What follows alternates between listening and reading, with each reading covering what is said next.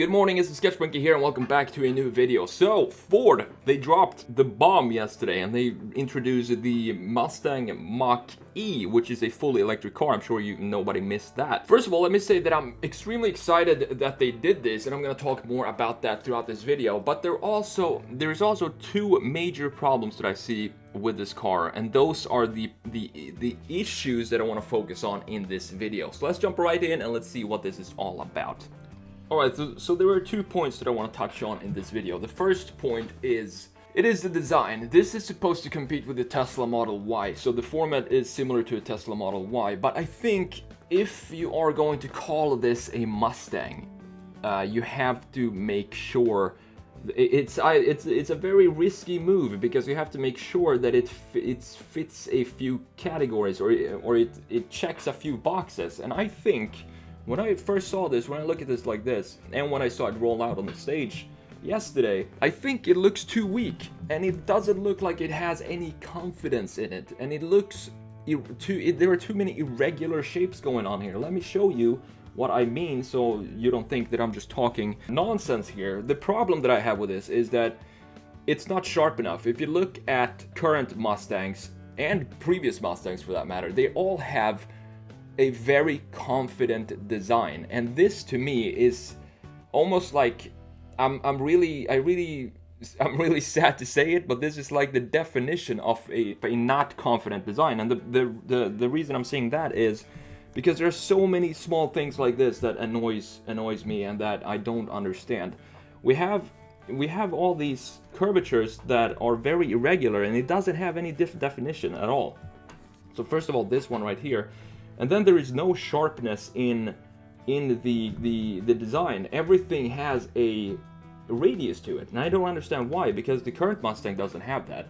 The current Mustang has a few key lines that are very, very sharp, and those are the key lines that are the original DNA of a Mustang. For example, this radius right here, I'm not sure why they created a radius here instead of making this hood line a sharp line like this. So we have a stark contrast between this surface and this surface, and that creates this muscle car look. So if you're going to create a mini SUV, it's even more important than and specifically if you're going to use the Mustang name, then it's even more important that you implement these small changes that would be so easy to implement in the design.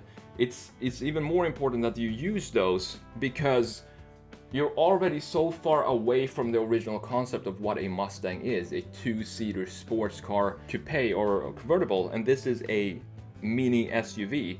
So using these cues that you have throughout time with Mustangs is very important, and I think they really missed that target here. Same thing here, we have a huge radius here, and I would just want to see this be sharp. Sharpen these up. Sharpen this shoulder line up here. Sharpen this line up here. We have a shoulder line that goes here, but it also looks like a wave that doesn't have any confidence or any definition to it. And then we have these strange lines here. So we have a line going here for the headlights, and then it just bulges out just a tiny little bit here. I know these are details, but to me these are problems, because it doesn't make sense to me. And same thing here, we have this little edge here that I'm not sure why it goes like that. And there's just a bunch of these small details that I want to fix as soon as I saw this car. I couldn't wait to jump in, so I did this last night.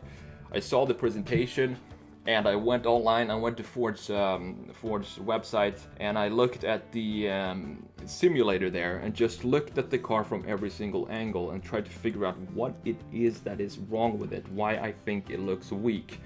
And it came down to these three.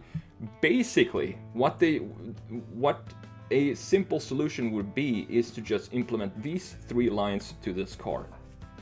Make this line sharp, the front fender, the hood line, make this line sharp as well, and same thing down here.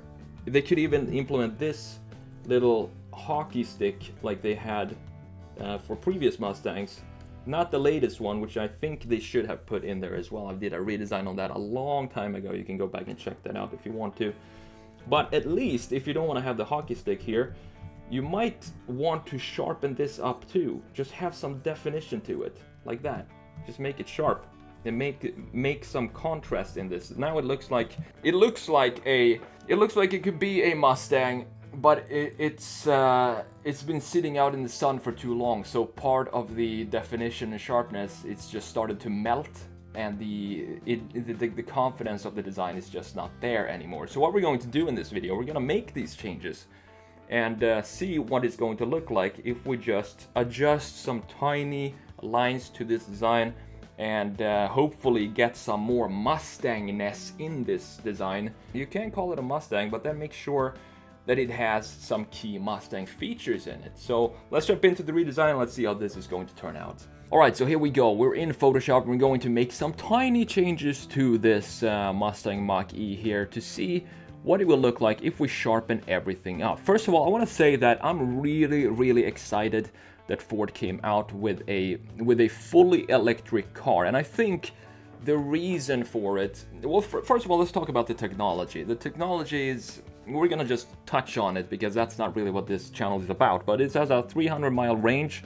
And the thing is, when a big company like Ford does this, that means that the progress with other manufacturers is going to increase and speed up, and also the charging ports and the infrastructure of electric cars will also speed up, because now we have Ford making this Mustang Mach-E, and I'm sure a bunch of other manufacturers going to jump on this as well, because they kind of have to eventually, and that means more competition is going to bring down the prices of these cars, and it's also going to push the technology forward, and specifically when it comes to the charging technology.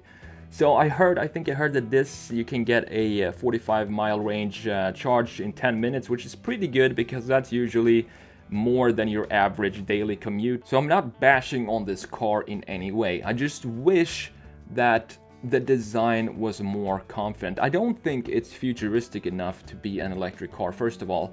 And since they called it a Mustang, I think the reason they called it a Mustang, this is just my theory here, but I think the reason they called it a Mustang is because an electric car, compared to, if you think about it, an electric car, it has an electric motor, no sound, no muscle car features at all. It's the complete opposite of what a muscle car is. It's electric and it's an SUV. So I think by attaching the name Mustang to Ford's first fully electric car is to kind of ease in people into the world of electric cars.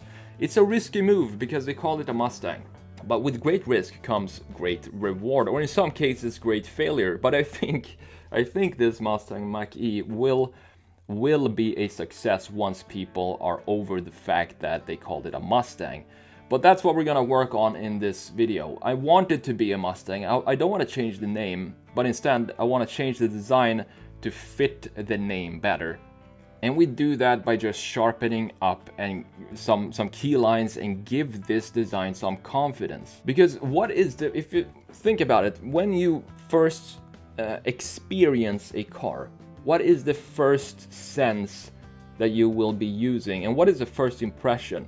It's always about the design. Whether you like car design or not, no matter what, no matter if you just care about gas mileage or range or whatever, the first thing you see or you experience with a new car is the design and the look of it.